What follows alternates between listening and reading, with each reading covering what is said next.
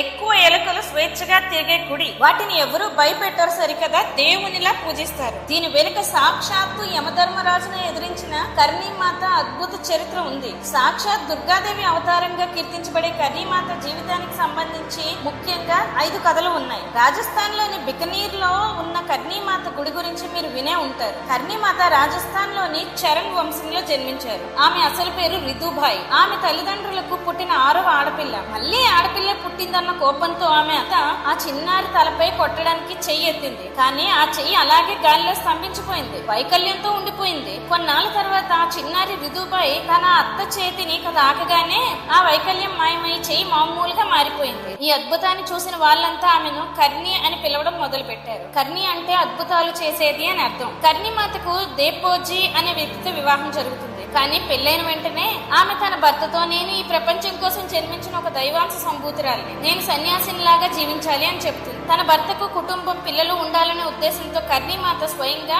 తన చెల్లెలు గులాబ్ ని ఇచ్చి దేపోజీకి 2వ వివాహం జరిపిస్తుంది. ఆ తర్వాత ఆమె తన జీవితాన్ని దైవ చింతనకి అంకితం చేస్తుంది. అసలు కర్ణీమాత యమధర్మరాజుతో ఎందుకు పోరాడాల్సి వచ్చిందో నెక్స్ట్ ఎపిసోడ్ లో చూద్దాం. జై హో సనాతన ధర్మం.